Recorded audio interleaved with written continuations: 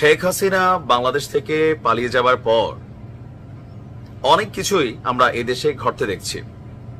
মিত্ররা one kind of বাকশত্রুতে পরিণত হয়েছে। আগামী দিনে রাষ্ট্র ক্ষমতায় কে যাবে সেইটাকে ঘিরে চলছে রাজনীতি। এতদিন যাবৎ আমরা অনেক কিছু ভাবছি, প্রত্যেকটা পরিসংখ্যান উল্টে যাচ্ছে।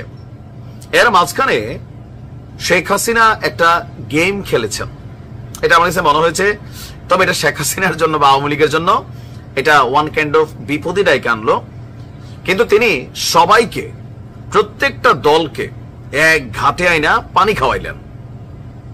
এক অদৃশ্য ম্যাজিকের মতন আমার কাছে মনে হইল বিষয়টা কাজ করে গেল। অনেকে বুঝেছেন, অনেকে বোঝেন না। না 5ই ফেব্রুয়ারির ঘটনা বলছি না, তবে 5ই ফেব্রুয়ারি বলেন আর 5ই আগস্ট বলেন, ওই দুইটার সময় আমরা যে মিল দেখছি সবার মোটামুটি।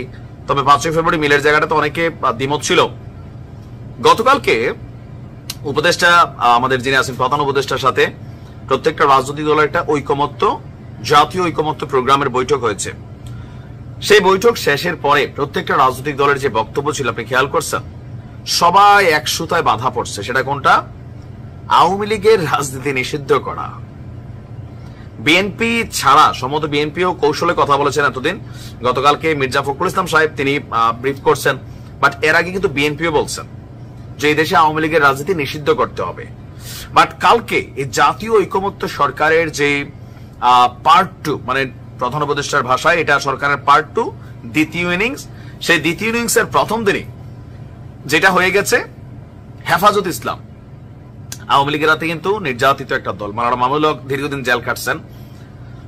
তারপর হচ্ছে ধরেন ভিপি নুরের দল, গণ অধিকার পরিষদ, তারা তো ডাইরেক্ট মিছিল টিছিল নেমে গেছে মানুষটা নিয়ে রাস্তায়। জাতীয় বৈষম্য বিরোধী তারা তো আছেই, জাতীয় নাগরিক কমিটি তারাও আছে, জুনায়েদ আহমেদ সাকি তিনিও, জামাত ইসলাম তারাও, বিএনপি আগেও বলছে, গতকালকে বলে নাই, বাট একই জায়গায় আছে।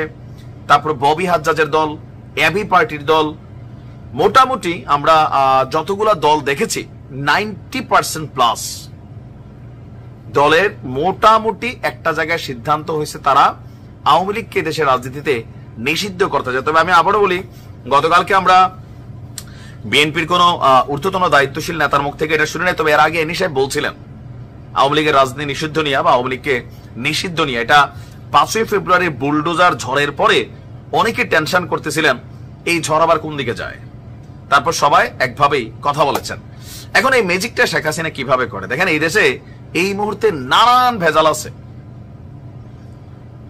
মানে রাজনৈতিক মতাদর্শ নিয়া, ক্ষমতাকে পুঞ্জীভূত করে অনেক মতাদর্শ নিয়া নানান মানে বিক্ষিপ্ত রাস্তায় সবাই হাঁটে। বাট যখনই ইস্যু আসে আওয়ামী লীগ, সবাই করে একটা জায়গায় আটকায় যায়। কেন? আওয়ামী লীগ 16 বছরে এমন এমন কিছু ঘটনা করছে, সেটার মধ্যে প্রধান ঘটনা হচ্ছে ভয় তৈরি করছে। ভয় যে এমনি এরা মারামারি করুক, কাটাকাটি করুক, এরা কেউ দেশ ছেড়ে যাইতে হবে না রাইট নাও। বাট এরা সবাই জানে যে আওয়ামী লীগ যদি ক্ষমতায় আসে, ক্ষমতা তো দূরের কথা, মানে দেশে ফিরে আসে শেখ হাসিনা, হালকা 2-4-10 দিন সময় পায়, পুরা দেশ এরকম উলট পালট হয়ে যাবে, উলট পালট। কারণ একজন নেতা ছাড়া একটা দল কতটা অসহায় আওয়ামী লীগের আগেও কিন্তু আমরা দেখছি। কারে দেখছি? আমি হেফাজত ইসলামরে দেখছি। মাওলানা মামুনুল হক যেই অ্যারেস্ট হইলেন, ভাই পুরা দেশে মনে হয় হেফাজত নাই। যেই বের হইলেন সবাই এরকম বাঘের মতন ঝাঁপাই পড়ছে। আমি টিমটা দেখছি, অন্য দল তোমরা দেখে নাই, মোটামুটি তাদের কার্যক্রম চালু ছিল। আর দ্বিতীয় দেখছি 5ই আগস্টের পর। এতটা দুর্বল কিন্তু আবার আওয়ামী লীগ না যতটা আপনাদের মনে হচ্ছে এই মুহূর্তে মাঠটাতে। তো এইটা সবাই জানে যে শেখ হাসিনা ফিরে আসলে সবাই জয়লা উঠবে, এবং এই যে জলার ইস্যুটা এটা সরকার নিতে পারবে না, কন্ট্রোল করতে পারবে না। যার কারণে উপদেষ্টা, প্রধান উপদেষ্টা ডক্টর ইউনূস তিনি নিজেও জানেন যে সবার আগে যে সকল মানুষগুলাকে টার্গেট করা হবে বা কাহিনীর মধ্যে আনা হবে তিনিও একজন। সো তিনিও চান শেখ হাসিনার বিচার করতে।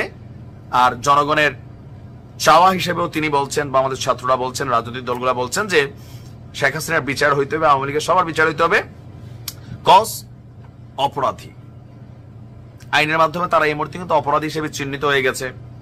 জাতিসংঘের মাধ্যমে অপরাধ হিসেবে চিহ্নিত হয়েছে। তো এই যে শেখ হাসিনার একটা ম্যাজিক, কোনটা ভয়ের ম্যাজিক, এই ম্যাজিকে সবাই